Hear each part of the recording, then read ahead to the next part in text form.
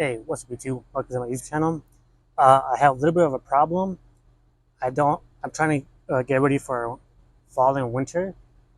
So I need more seedling mix. So in today's video, I'm going to show you how I make my own seedling mix. First, let me just show you the base mix. Then I'll go to more of a premium mix. Before we get into it though, my name is Tony Gardner, and I live in Lancaster, California, Zone 8B. Um, that just means I live in a desert climate. It gets really hot. Soon it's gonna be getting cold. Not real soon, so right now is a good time to start seedlings uh, for fall and winter. But yeah, if you want to keep up with me and my garden, please hit that subscribe button. And yeah, I'd really appreciate it. So right now, as you can see in here, it's basically just peat moss. I have 6 gallons of peat moss in here, so that's like 80% of what I want to be in here. The rest I want it to be aeration. So like today, I want to put pumice. You could put perlite if you like, or lava rock, whatever type of aeration or drainage you can use instead. I know people like using perlite because it's a lot cheaper. I like using pumice because it's a lava rock. It's made from volcanoes. While pumice is man-made, it's obsidian puffed up like popcorn. So that's how you get perlite. Unlike, and it's almost the same thing with lava rock, but the volcano does it. It's just a really big eruption, and a bunch of rocks get puffed up like popcorn, almost like pumice, but made by volcanoes, and it's kind of more sustainable. Because we run out of obsidian. But anyway, lava rock, I mean, pumice, it's more of a drainage than it is an aeration. So even though I'm using it as an aeration, it's mostly to make sure the pumice doesn't hold too much water. I mean, the peat moss doesn't hold too much water, and the water can drain through the bottom of the containers. Or in this case, it would be cups.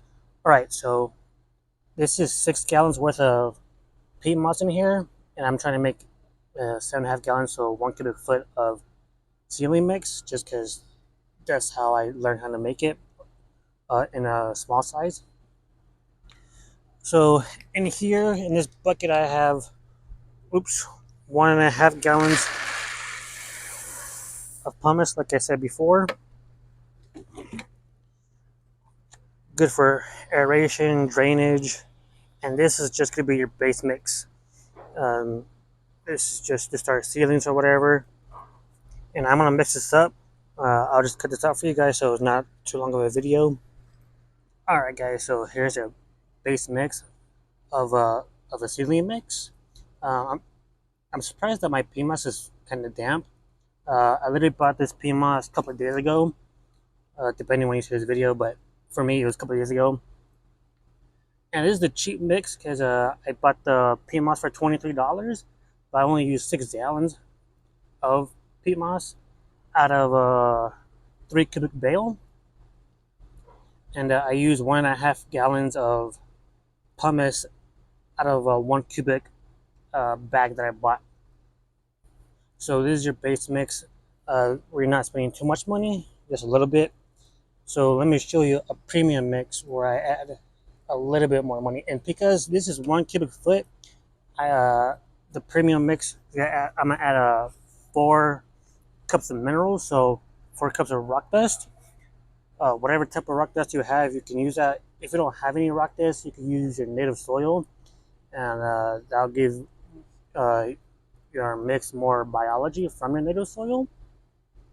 As long as the mineral is not compost or whatever, you can use good compost too if you really wanted to, instead of peat moss really.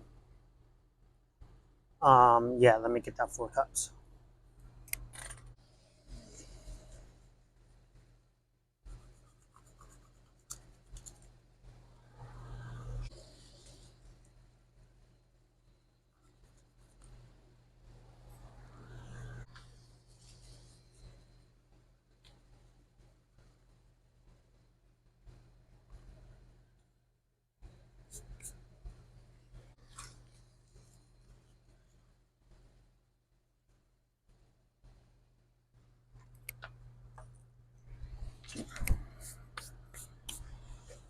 Alright guys, so here's 4 cups of rock dust. Today I'm using azomite because that's what I have currently. And at this point I'm trying to get rid of it because I had it for about a year. And like I said, I'm using 4 cups for every 1 cubic foot. So let's say I had 2 cubic feet in here, I would add 8 cups. So just so you know how much rock dust or how much mineral to add uh, to your non-mineral compost or mineral soil. I do believe in growing in mineral soil more than a non or a soilless soil. I just like the idea of having rocks in your soil because nature, that's how everything's grown. Uh, if you see my backyard, it's just full of rocks and there's weeds everywhere. And yeah, I'm still able to grow stuff in it. Maybe not as well as I could if there was more organic matter, but that's what the PMOS is helpful for. Even though it provides no nutritional value, it does provide a growing medium and a way for it to hold water. Minerals provide the nutrients, and the last thing I might add is Dr. Earth fertilizer. That's what I'm going to use as my organic matter or my inoculant or whatever you want to call it. And I'm going to add okay, so this will be my mineral and this will be my nutrient. So 4 cups of mineral, and you want to put a half a cup of nutrient in your soil per 1 cubic foot. You don't want too much nutrient. You don't want to burn your seedlings. Even though 4 cups of mineral seems like a lot, uh, from videos I watched and some things that I read online, it's actually really good.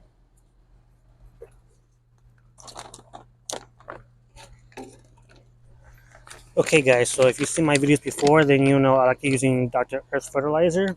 There's a bunch of inoculant in this, so that's one of the main reasons I like to use it.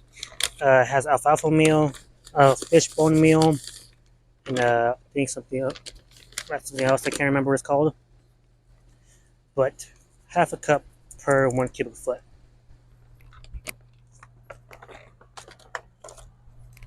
Now I'm just gonna mix this in, and that'll be my premium seedling mix. Hey YouTube, so I forgot when I was making a seedling mix that you can add biochar to make it an even more premium mix if you really wanted to. Um, I wouldn't add more than 5% of biochar just because um, you don't want this being too high in carbon, or maybe it's fine. I haven't done too many tests on it. So the reason why I didn't add biochar to my seedling mix is because I'm saving my biochar for a different video. That's a different thing entirely, obviously, and I'll show you that in a future video.